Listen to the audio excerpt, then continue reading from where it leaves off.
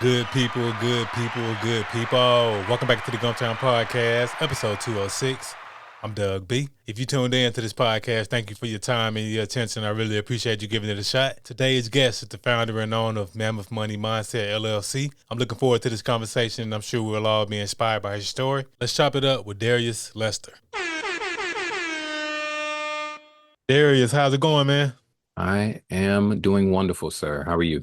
Glad to hear that. All is well on my end, too. First things first, thank you for taking time out of your schedule to chop it up with me. I really appreciate it. Yes, sir. Oh, thank you for having me. Yes, sir.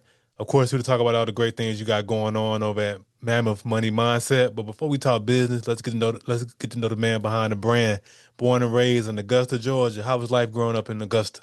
Oh, man, life's pretty good. So I am originally from a military family. Both of my parents were in the Army. So we moved around a little bit, but I spent majority of my life in Georgia. And towards the back end, after my mom got out and after my stepfather started to retire, we ended up settling in Augusta, Georgia. So it was nice, right? Home of the Masters, home of James Brown. I met a lot of my best friends there. You know, thank the Lord. I met really good people. So some of them are still my best friends. We have a nice little tight 3, 4 man group of friends I've had for the past 20 years. And they've been my rock. Yeah, I love Augusta. Love Georgia. Alabama's cool too. Yes, sir, no doubt, man. But it's definitely nothing like your hometown and where you got to grow up at. And yeah, I didn't realize until recently just how historic Augusta was. I always thought of it just this small town at the bottom of Georgia. But like you just said, it's big in golf, and then James Brown's from there. So Augusta definitely has some prominent people and some great history. And I think it's called, they nickname it the Garden City, if I'm correct. The Garden Yep. City. Yep. No, that is it. Honestly, I had no idea it had that nickname until like earlier this year. One of my friend's wives makes she makes clothing and hats, and she started making a hat line with the Garden City all over it. And I was like, oh, that's neat. I had no idea we were called that. So, yep. Okay, good stuff, man. So when you finished up high school and all that good stuff in Augusta, what did you do once you finished high school? Did you go to college, military, or did you go right to work? Oh, so interesting enough. So after I finished college, so I was in choir pretty much from middle school up until 1 second. All right, sorry about that. But from middle school up until, I graduated high school, I was in the choir. So I ended up getting a like singing scholarship to go to, couldn't even tell you the name of the college. But my parents took me to the orientation there. And, as we're walking the campus, my mom, I guess she kind of felt that I wasn't really feeling it. And she was like, hey, before we do all this college debt stuff, are you sure this is what you want to do? And I really appreciate her for asking me that because I did not want to go to school again. I was tired of being in school, all the high school stuff. I was falling asleep in class. That was not really my thing. So I actually ended up joining the military. The main reason I joined is because I had a girlfriend and she was going to college. She was going to the University of Georgia, and I didn't want us both to be broken in college. So I was like, all right, I'll go join the military. I'll make the money. She can go be the smart one in college. We'll make a beautiful couple. We actually ended up breaking up before I even left for basic training. Such is life. But yeah, I ended up joining the military when I was 19, and I'm still in it now, 13 years later. Wow, man, that's awesome stuff, man. And that's a great story just about the pivot that you made, even with a scholarship in hand for choir, and that your mom had that conversation with you and that you made that pivot to join the military. And I want to thank you for your service and what you do for our country, man. That's awesome. Yes, sir. No, no, it's cool. I enjoy it, and honestly, probably I guess one of the best decisions I ever made in my life. The military has given me so much, right? I have my degree now, right? I went and got my bachelor's in accounting. I'm halfway through my master's in business administration, and all the people that I've met and the experiences I've had, moving around the country, moving around outside of the country with the military, has cultivated in me being who I am today. Lover of finances, teacher of many, a father of a couple, and a husband. Like, I don't think any of this stuff would have happened the way it's happened if I didn't join the military. So I'm thankful. Yes, sir. That's good, man. And just hearing you talk about the military, and I never served, but I know plenty of people that have served, and just the infrastructure and just those different principles that the military teaches, the integrity, the structure, the discipline. And that's great that you've been able to utilize those principles and take advantage of being in the military because like it's many great benefits. I know they pay for schooling and you get a chance to travel all around the world. So you have any memorable duty stations that you had a chance to serve at since you've been in? Yeah. So the first place they sent me, right? So after you join, you go to basic, you can kind of be like, hey, I'd like to live in these areas. You can make a list. Honestly, I feel like they looked at all the locations I wrote on the list and then threw me in the middle of all of them, right? So I put a lot of stuff down here on the southeast side of the country, and I threw some things in there like Washington or California. So they put me right in between that and sent me to Oklahoma. It was not a place I would ever choose to go to, but Oklahoma City is a beautiful place. I met great people there. Some of my best friends in the military, I met there, and I'm still cool with them now. One of them is getting married later this year. So Oklahoma City is pretty cool. Outside of that, I've lived in Honduras. That was really nice. I started picking up on a little Espanol. So that was nice. Interacting with the people there was cool. It's very interesting seeing a place that's, I guess, considered a third world country.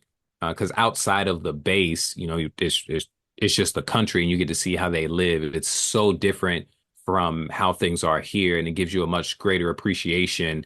And I mean, it'll give you an appreciation regardless of where you grew up at. Like you could have been in a projects. After you go there, you're like, wow, I'm living really great in America.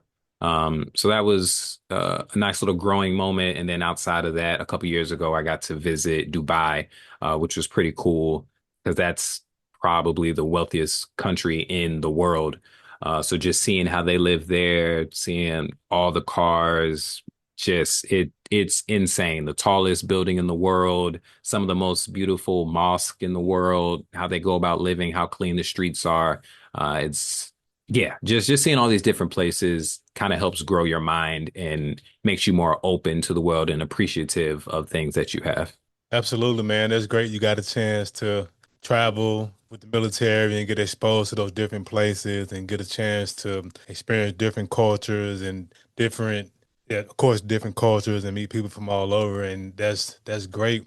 And that's one thing I've always, on the outside looking in, I've always loved about the military. Like it just gives people like yourself an opportunity to get education on the government dime, to travel. And I just think it's great. And I mean, it's just amazing the places that you end up going. Like you saying, Oklahoma wasn't necessarily on your list, but you got a chance to go there, meet some people, some lifelong friendships from being in Oklahoma, and that's what life is all about, man. Just relationships and just evolving and growing. Oh, exactly. You got it. And I think it's very important, probably for everyone, at some point in your life, you should leave your neighborhood. You should leave your city. Hopefully you can leave your state. And it may be scary, it may make you nervous, but try to go live somewhere else. It it's hard to explain, but it will reshape your thinking, about life and a lot of things in life. I'm so thankful that I got to, while I love Augusta, I'm glad I got to leave there and, become more well-rounded, when it comes to the rest of America and to the rest of the world. Because I'll go back and visit at times, and see some of the people I grew up with in high school or, what have you. And they're thinking, I can't even hang out with them for a long period of time because a lot of their thinking is so closed-minded. They're so just used to doing the same things every single day with the same people on repeat. And I now have like a growth mindset and I always want to do different things with different people and learn more things. So yeah, if you take anything from this, I do suggest at least trying to live somewhere. Even if you come back, just try to live somewhere for like at least a year to really feel what it's like to be away from what you grew up with. Mm. Absolutely. Definitely understand that, man. And it's interesting you say that because that's how life goes sometimes. You get away from a group of people and then when you go back around those group of people, you just realize that you all think differently. It's not a thing of I'm better than you or you better than me. It's just like, hey, we just don't think the same. And that's I like the way you put it. Like you have a growth mindset, whereas the people back home sometimes they have a fixed mindset. And when you got a growth mindset and you're around people with a fixed mindset, eventually those those two ways of thinking they're gonna collide and it's gonna be disagreements and just a different thought processes and it's just not gonna last. So I definitely commend you for having the awareness that hey, I love Augusta, but hey, me and some of the people we just not on the same thinking frequency right now. Exactly that. Oh, I love for everyone. I don't think I'm better than a single person. I Right. can just recognize, I might be my the path that I'm looking forward to in my life is different from theirs. And, you know, I want them to do whatever path makes them most comfortable. I'm going to do whatever path makes me most comfortable. And I can't let them take me off my path, that I'm destined for. Absolutely, absolutely, good stuff. So, would you reside in Montgomery now? I'm assuming you ended up getting stationed at Maxwell. How did you end up in Montgomery? Yep, no, that is it. So I was in Honduras right before I was here, and I was supposed to go to Japan after this, but I ended up promoting, like getting a higher rank, and they did not need that higher rank in Japan, so they had to quickly send me somewhere else, and that's how I ended up here in Montgomery, Alabama. I got here 5 years ago. Yeah, I got here in 2020, and yeah, I've been here for the last 5 years. Not a bad place. I've grown a lot while I've been here and made a lot of stuff happen. So I'm thankful for the opportunity. Yes, sir, absolutely. And I always ask everybody who moves to Montgomery from different places, especially you being in the military and having the opportunity to travel all over. When you arrived in Montgomery 5 years ago, did you experience any culture shock? Hmm, culture shock. Not too much because, like I said, I'm originally from Georgia. It's like right next door. So there's a lot of similarities. One thing I will say, and this is, not any offense to the Gump, but I feel like I've met some of the worst drivers in the world here. I I have been flabbergasted at the amount of accidents that happen here. I promise you, every single day that I leave my house, I see at least one car accident, whether it be on the highway or on Atlanta, like somewhere. There are so many car accidents here, and I've had to avoid so many myself. It's crazy. But besides that, it's not too bad. Yeah, man, I can't argue with you there. The driving here is quite interesting, and it's just one of those things where it's just to be expected. Like when you go up 65 or you're going down 85, Atlanta Highway, the Boulevard, you're bound to see an accident. And this is my opinion. I think a lot of it stems from just people can't put those phones down and focus on the Hmm. road, man. That's just my opinion. I could be wrong, but Yeah, and no, yeah, that's definitely a part of it. That and I don't know. Some people are just in so much of a rush. right.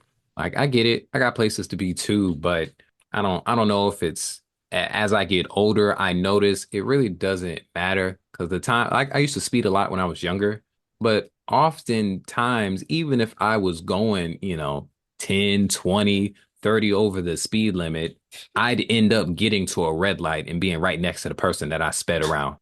Like, what's when you really look at it, there's not really a point to speeding. You might get there a couple minutes before, or you'll get there at the same time as somebody else because there's lights, there's stop signs, there's all kind of things that make that other person catch up to you. So just go to speed limit, go a tiny bit over, and just relax. It's not worth getting into an accident because then you'll definitely be late.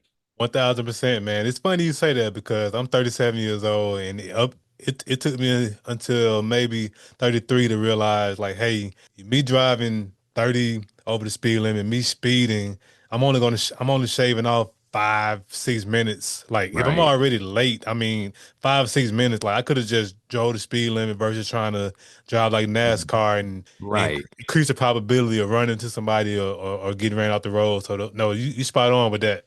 Yeah, risk to reward, right? And taking it Absolutely. back to financial things, like it's just the risk of getting into an accident, of getting pulled over, of hurting somebody, of hurting myself. That risk is not worth it to me anymore. So I don't even waste my time with speeding. Yes, sir. Absolutely. Absolutely. So let's talk about what we're here to talk about. We're here to talk about all the great things you got going on with Mammoth Money Mindset. And I'm big in the brand names, Darius. So I got to ask you, what's the inspiration behind you naming your company? Oh, for sure. Well, one is three M's, and I thought three M's was dope. But besides that, obviously the money, because I've tried to focus on making myself an expert in personal finance, just helping people manage their budgets, get out of debt, get into investments, and it all starts with the mind. Any lesson I teach, I always start with mindset because if someone has a scarcity mindset or they're not focused enough on all the benefits they can achieve, with their money, the rest of the education won't stick. Like it doesn't matter what I tell you about fixing your credit, it doesn't matter what investment, options I give you in the stock market. You're never going to achieve real wealth if your mindset isn't corrected first. And then, Mammoth is just, I was always a fan of elephants, but Mammoth starts with an M, and I thought three M's was dope. So I went with Mammoth Money Mindset.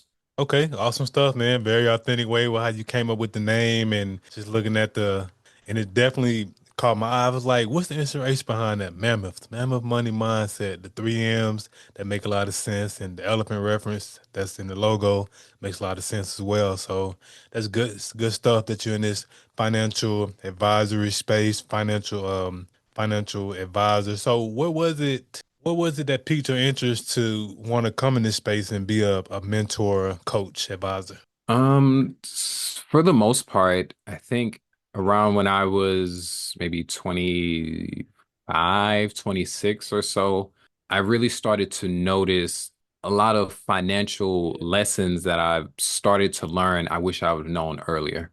And even though I've learned them, at that age, I'm having people older than me asking me a bunch of questions about, what they can do to improve their financial situation. So, with that in mind, I was like, okay, let me start trying to let people know that I know these things so that I can help more people. And the more people I helped, they started telling me, man, this is great. Oh, I learned so much, ooh, you should teach a class on this. Ooh, you should start charging for this, so on and so forth. And, after a couple of years of that, I was like, you know what? Sure, why not? I watch enough people online that, do it and make a living off of it. And I would love to be able to make a living off of helping people, better manage their money. And as far as making money off of it, some people don't feel great about that. But the way I see it is people are going to spend their money anyway, right? If anybody doesn't have a savings right now or is in debt, it's because they've spent their money somewhere. So if I can be a person that they spend their money with and I get them money, that seems like the best place in the world to put your money because everything else you've been spending your money on was taking money away from you. You spend, 100 with me and you make 1,000 or 10,000, we're both winning. Yes, sir. Absolutely. And that's great that this piqued your interest and you came into this space because let's just face it, in the black community there is we don't really talk about finances like in the proper perspective. It's always save for a rainy day, put a few dollars under the mattress, and we never really get into the notion of where to actually put your money and how to get out of that scarcity mindset and over into the abundant mindset. So when would you say you had that shift personally where you went from having a scarcity mindset to an abundance mindset? That's a good question. So, uh, I have learned that books are very helpful. I've never been a reader in my entire life. You can ask my mom. I've never enjoyed it. I've never been one to go through books. The first book that I actually read cover to cover was Rich Dad Poor Dad by Robert Kiyosaki. I think many people that have now adopted an abundance mindset have read that book, and that's what got them there. So I read it after I was already interested in finances, right? That's why I read it. And I think the main reason was because I knew that I was supposed to save and I had been saving, in my adult life, but I wasn't seeing the numbers that I thought I should be seeing. I wasn't seeing the numbers of people I follow, on the internet. So I was like, all right, I must be missing something. And I got tired of being the person watching TV and complaining about millionaires and complain about who they skip out on taxes. It's not fair, so on and so forth. Like I felt like I was whining. And I was like, man, I never want to be a whiner. So then I started looking up things and learning, like, oh, actually, they're not cheating. Me sitting here crying about it, complaining about them for years has not put a cent in my pocket. When I can go read something, I can go watch a video, I can learn, oh, that's why they invest in real estate because it does this. And that's how they skip out on these taxes. Oh, that's why they have, $100,000 sitting over here so they can invest it into this thing. So I started focusing more on the education. But yeah, I think it was pretty much that book really helped cement my learning, and that's what jumped me into learning a whole bunch more. But outside of that, I wanted to stop complaining about life being unfair and people having things that I didn't. I wanted to go ahead and make something happen for myself. Wow, and that's amazing just having that awareness that hey, I'm complaining, I'm talking about this, that, this person had this person had that. So versus me continuing to complain and stay where I'm at, you decided to do something about it. Because let's face it, it's one thing to know you have a problem or know that there's an issue, but to actually do something about it, to in your case, you got the book Rich Dad Poor Dad, start educating yourself and just started realizing, hey, how the rich stay rich and how the rich get richer and because it's one of those things where the age old adage we always hear the rich get richer and yeah it's a reason why because they understand where to put their money and also that point you made about you were saving but you weren't seeing the numbers you thought they were supposed to be there and it took me a while to learn that too because you think oh I got 5 figures in the bank my money should be growing but you look up I mean you're making a couple $100 a year but the bank taking your money loaning to somebody else and hitting them over the head with interest, but you're not seeing that interest. And it's one of them financial lessons that you have to learn the hard way, but it's a lesson that I hope people learn sooner rather than later. No, exactly that. I think, like you said, us in the Black community, we learn a lot of stuff the hard way to the point where we start to take pride in learning things the hard way, which is one way of thinking. But a different way of thinking is let's go get educated about it from somebody else that we already know has the information so we don't have to learn it the hard way. Like, like I'd rather have a badge that says, I put my money in the right place as soon as I turned 18 and now I'm 40 years old and I'm able to retire because I have enough money invested to where I don't have to work anymore. I'd rather have that badge than I struggled from 18 until I was 40 and now I know where I'm supposed to put my money, so I'm gonna try to hurry up and catch up before my 60s. Like I don't want that badge anymore just to say no, I did it myself, I did it without asking anybody. That pride is not worth my future, my family's well-being, or anything like that. So like a question some people ask is like, "Ooh, what would you tell your younger self if you could tell them anything?" At one time I thought, ooh, I'd tell them about high yield savings so they could put their money there instead of a regular savings and earn a higher interest rate. And then I thought, ooh, I'd tell them about different stocks they could have invested in, right? Because depending on when they got into Bitcoin or into Nvidia or Apple or Microsoft, they'd be I'd be way more well off right now than I would then. But where I'm at now in my life, I would tell them to go get a teacher, go get a coach, because if you go and get a coach, you got all of those things in one. Instead of me just giving them that one tip about the stock market or that one tip about what bank to put your money into, if they went and invested in a coach, when I was 18, who told me about everything, told me about all the stock market, told me about all the real estate market, taught me about, you know, different interest rates, how to avoid debt, how to use credit, how to build credit, just all of those things. I could have been taught all of that in 1 year, and then I could have excelled at everything at once. So I think we need to understand that there are people out there that know a lot more than us, and they're willing to give us information worth tens of thousands, hundreds of thousands of dollars for a lot less than that.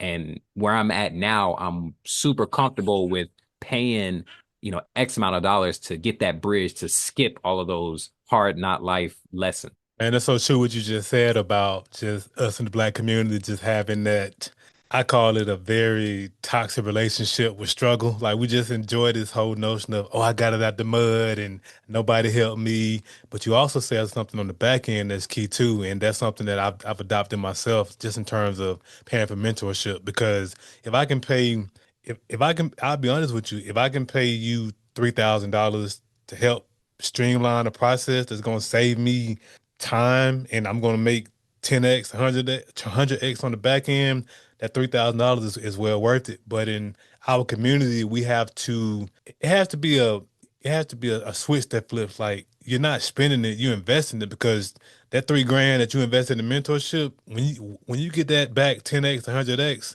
I mean, well worth the investment. For sure. Like, I mean, you understand it, and I hope somebody listening to this will start to understand it because, of our generational curses or whatever you want to call it, or lack of financial education. Right. We're so used to spending being a bad thing, like spending taking away from us and never giving back to us. Even when we deal with credit or something, it's like, oh, if I'm using credit, it's taken away from me and I'm gonna have to pay it back, over years.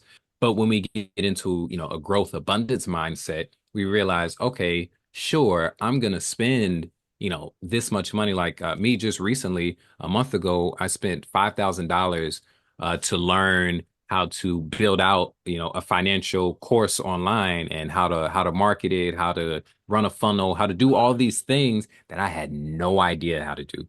Like even the stuff that I have set up, I never would have even thought in 30 years to do these things because I just didn't know they existed and I didn't know how they worked. But because I went ahead and paid somebody else, $5,000, he's like, all right, cool. Thanks for your money. Here's what I did to make $2 million in a year.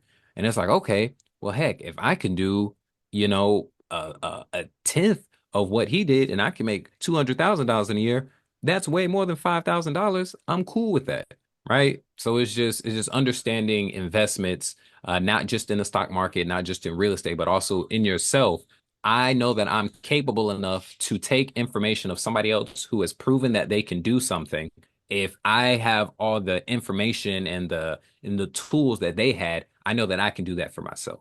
Absolutely. That's 100% spot on. I agree wholeheartedly. And that's my exact perspective on mentorship. Hey, I'm paying you to show me how you did what you did. And if you've done it, I know I can follow the exact same steps and get a similar result. And that's really just the mindset that how people have to get better at developing. And that's good that you're in this space of coaching and advising people in the financial space to get from where they are to where they desire to be financially. And like you said, it all starts in the mind. So that's good stuff. All Yes, right. sir. So, No. What's up?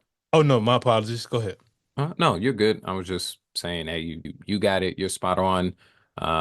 It's always refreshing to, speak to somebody else who kind of understands how these things work and, has a growth mindset and is open to coaching, open to mentorship because they know that that's going to springboard them, years ahead of whatever they could have done by themselves. Like, is it possible for me to build a house by myself?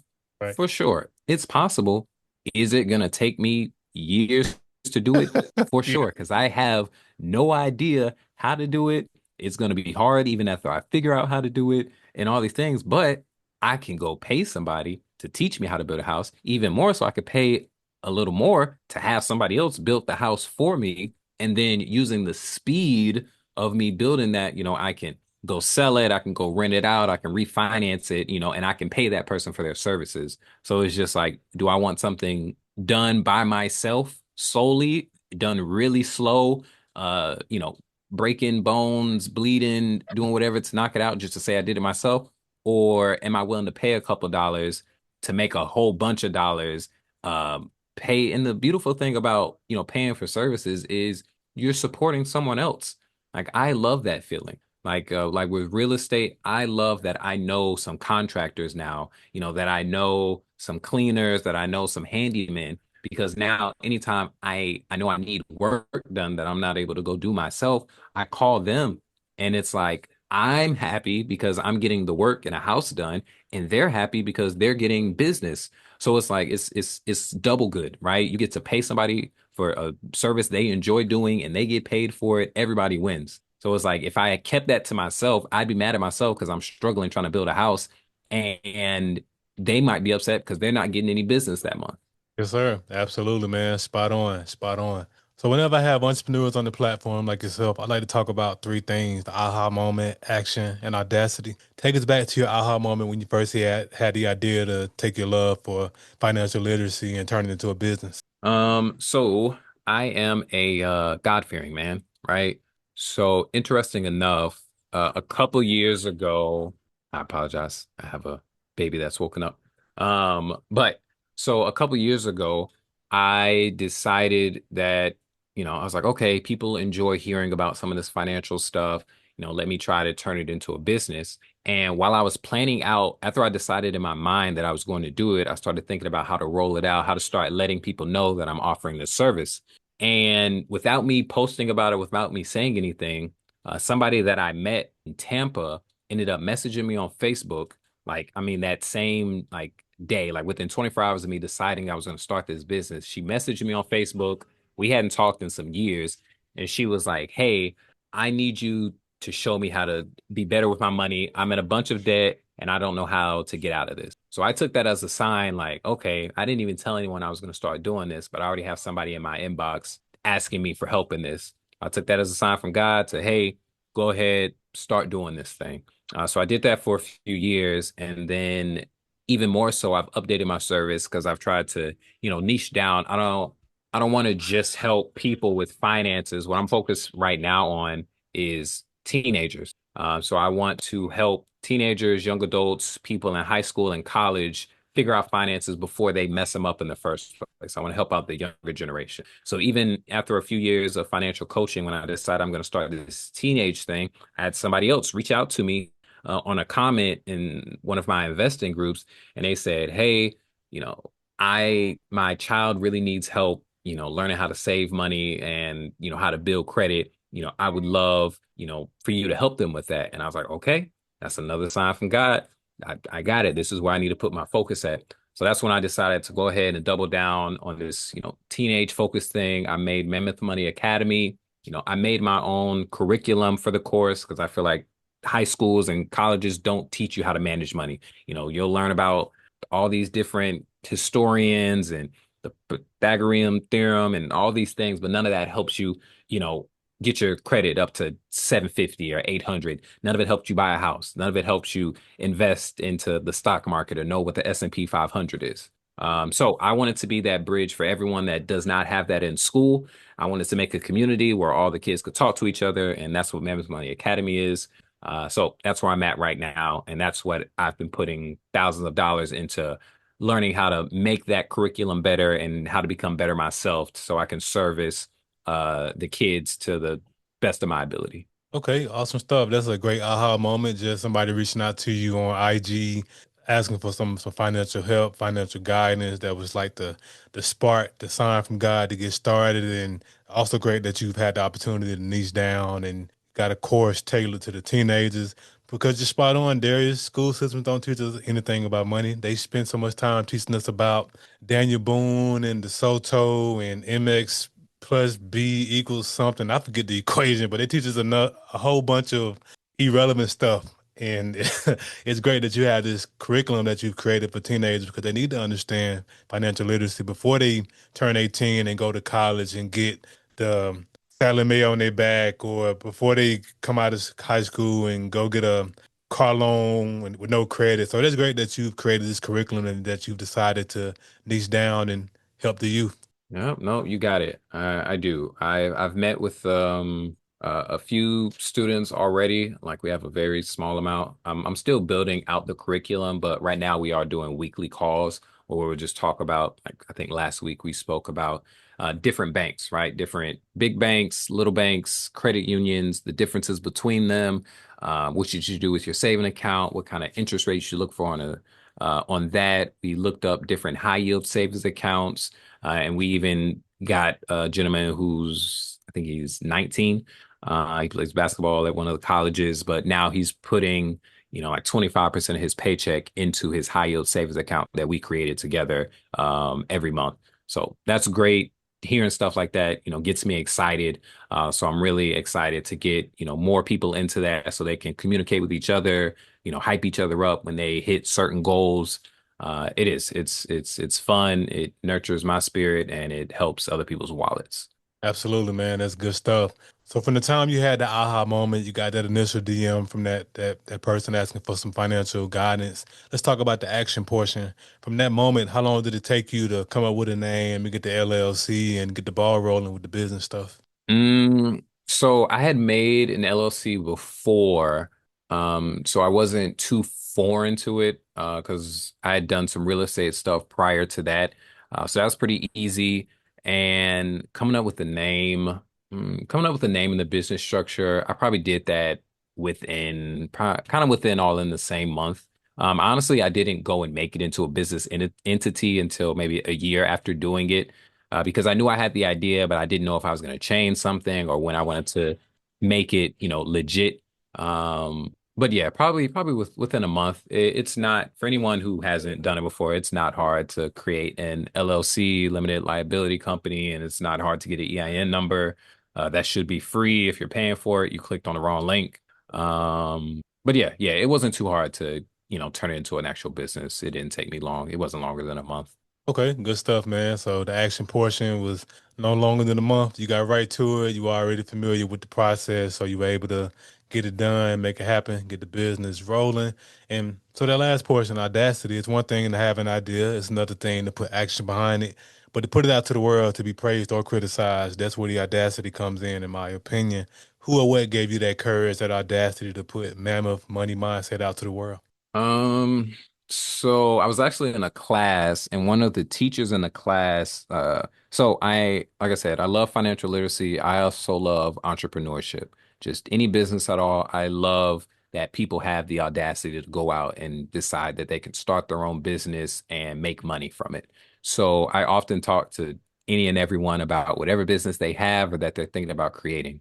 So one of my instructors at the class I was in, she was a life coach, and she was telling me that she did that and she took this course and she was charging people.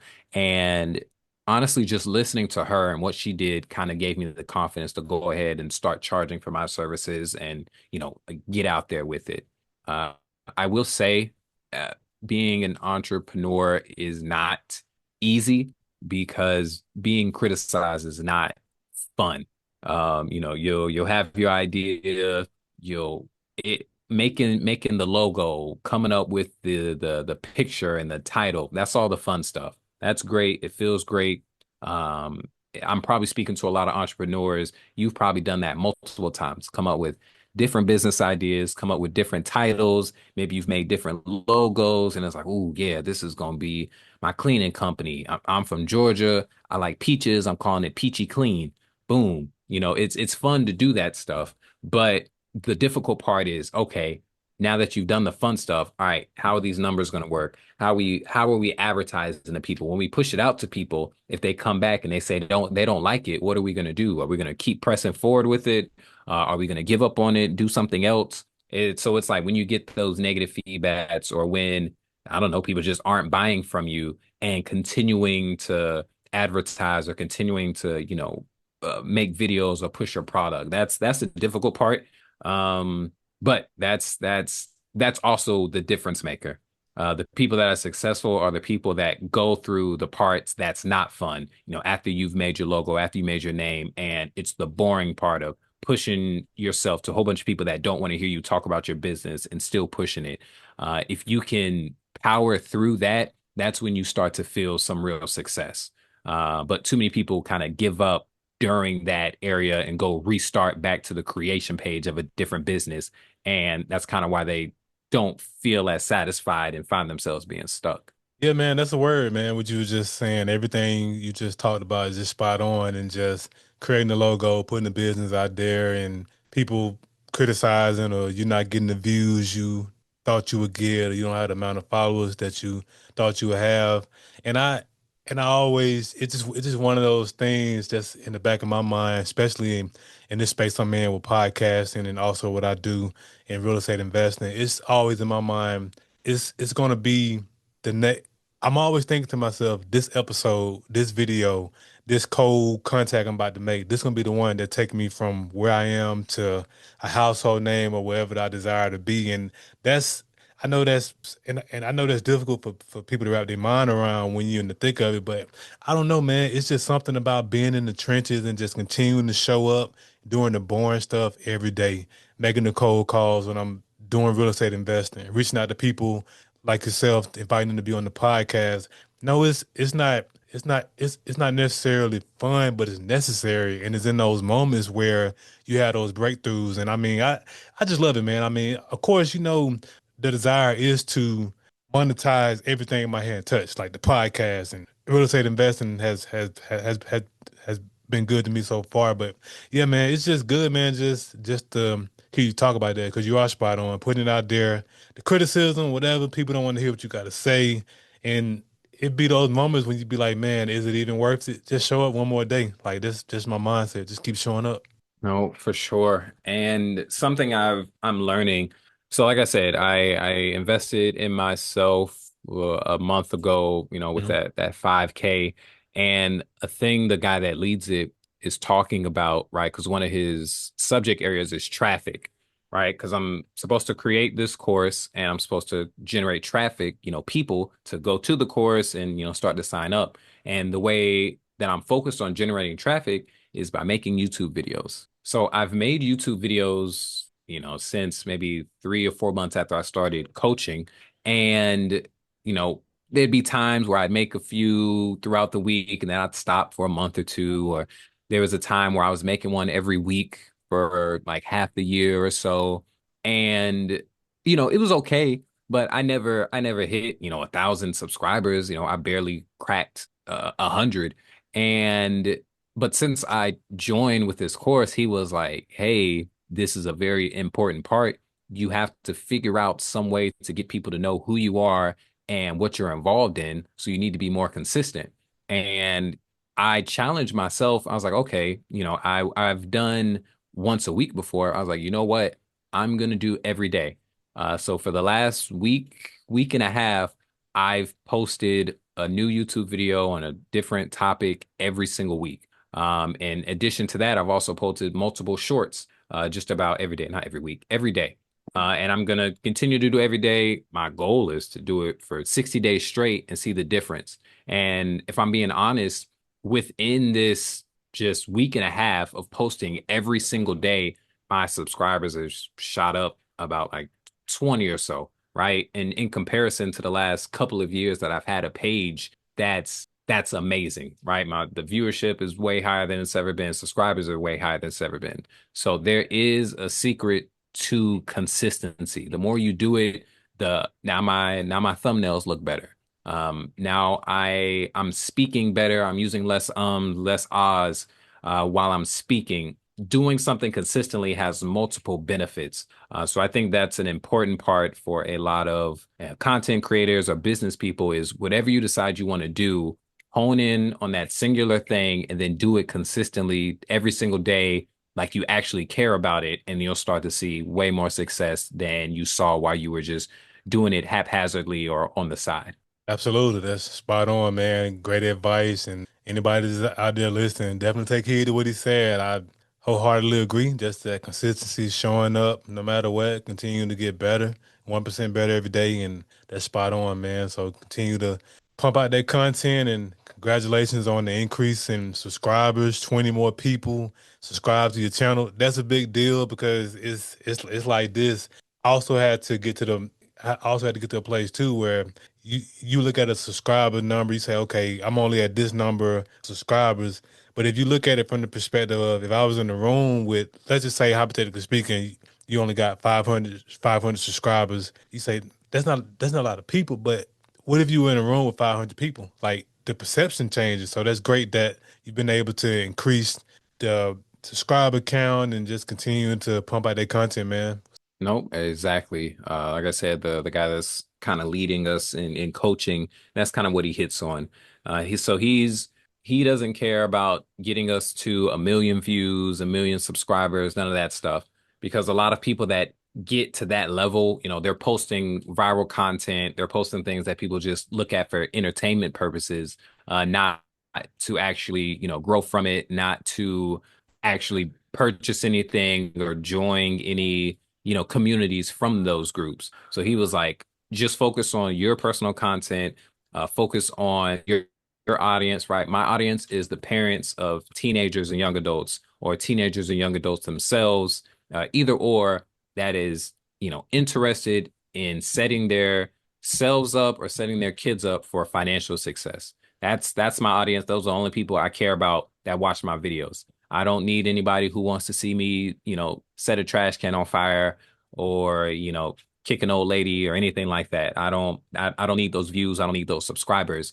So I'd much rather have 100 people watching my thing, and all 100 people are parents, and they're all like, thank you. This is going to help me, talk to my kid, or help them understand the importance of credit, or help them start putting money away into their savings now, or start investing in their retirement account so they can be a millionaire, in their, early 40s or early 50s.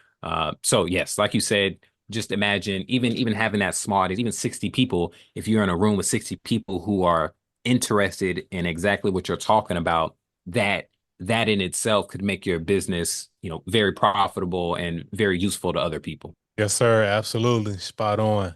So with everything on your plate, Darius, husband, father, still serving in the military, as well as you're in the entrepreneurial space.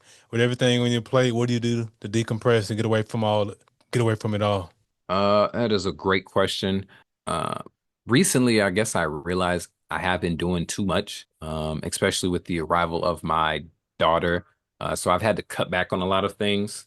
So I run an Airbnb here, and I went ahead and just, hired a property manager, because it's like I can't be going over there at random times, at night or on different days to clean up stuff, to wash, sheets and replace toilet papers and all these things. So, hiring, again, I guess this goes back to paying for stuff as opposed to doing it yourself.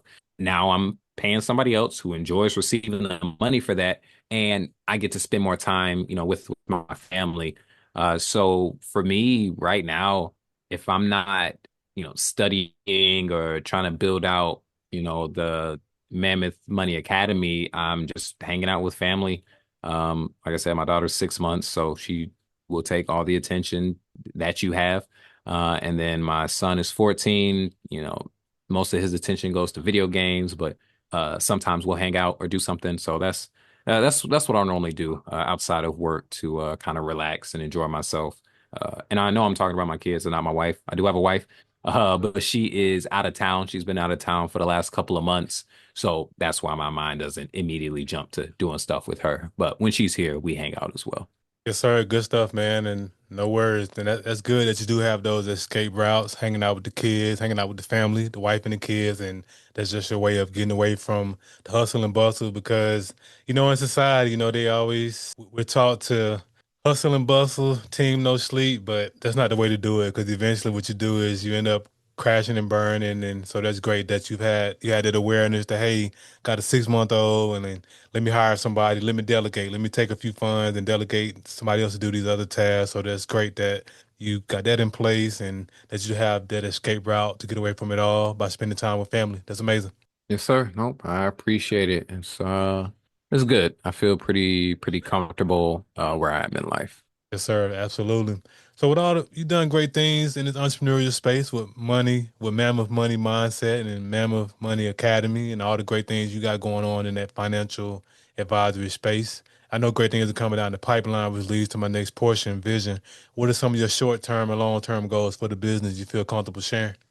Sure. So, I listened to an interview recently, and the guy speaking, he is the author of a book called 10X is Easier Than 2X. I don't know if you've heard of it, but it kind of shook the way my mind works. So, he believes in setting like really large, unattainable goals. So as an example, maybe you made, I don't know, $10,000 this year with your business. So next year, you're like, okay, I'll make 20,000, right? Because that seems attainable. I just need to double whatever I did the year prior to make that. But he suggests your goal for next year should be $100,000. And the reason is when you set a goal for $100,000, it's impossible to do the thing that you did last year and achieve that number. because whatever you did last year only got you 10. Even if it's impossible to do that times 10, right? That'd be too much work. You'd have to do something completely different to reach 100,000. So with that in mind, I have decided, even though I just made this academy and I only have like two students currently, next year, right after 365 days, I would like to have 1,000 students in the academy, uh, talking to each other, working with each other, learning from each other, and going through the curriculum so that they can be set up for financial success, without worries. So yeah, that's my goal right now is to get 1,000 people into the academy, working with each other and taking our curriculum. Yes, sir. That's a great, audacious goal. And hey, I have no doubt you'll put in the work and make it come to fruition. Oh, for sure. And it's yourself and to shoot for things outside of the scope of what you currently know, because now you're forcing your brain to think harder, to exhaust all the possibilities of ways to get people to join, to make it more enticing for people to join. So I have to add more value to the course, and I have to get it in front of more faces and different ways to do that. So it's just it's fun going through the trials of trying to figure out how to do that. Yes, sir. Absolutely. Absolutely. So as we wrap up the podcast, Darius, I want to ask $1 million question. So I started this podcast because I wanted to highlight the greatness connected to the city of Montgomery. Whether you were born here or lived here for a significant period of your life, be it college, military, or work, you currently reside in Montgomery by way of the military. I got to ask you, Darius, what do you appreciate the most about the city of Montgomery? What do I appreciate the most about Montgomery? I mean, besides the riverboat thing, right? That was cool. Um, I would say maybe the maybe the people. I know a lot of people be wilding here, but I've also met a lot of like genuinely good people, right? I mean, I ended up meeting my wife here, so that's a thing. My stepson, that's the thing. I had my daughter here.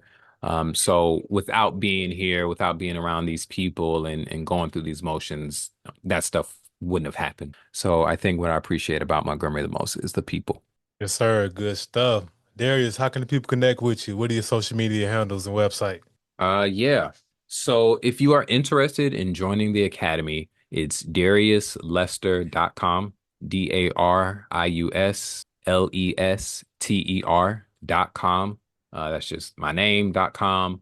It'll take you to a landing page where you can apply to join. And we just want to make sure that, we want to make sure that we're able to help you, before you sign up, because we don't want to waste anyone's time. Outside of that, it's Mammoth Money Mindset on Facebook, Mammoth Money Mindset on Instagram, and on YouTube. Go to the YouTube, hit the subscribe button. I have over 100 videos of just free information on how you can better your financial situation and better the financial situation of your children. I'm, like I said, I'm really big on that. But yeah, there's links to Mammoth Money Academy on Mammoth Money Mindset YouTube. So, yep, Mammoth Money Mindset or dariuslester.com, either one, you should be able to find me. I'd love to work with you. Too easy. And of course, I'll put all of that information in the description of the episode. Hey, Darius, thanks again for the conversation, man. I really appreciate it. Yes, sir. Thank you for having me. This was fun. Yes, sir. Good people, that concludes another dope episode of the Gumtown Podcast. In the meantime, in between time, y'all know what to do. Be blessed, be safe, but most importantly, have the audacity to be you. Go.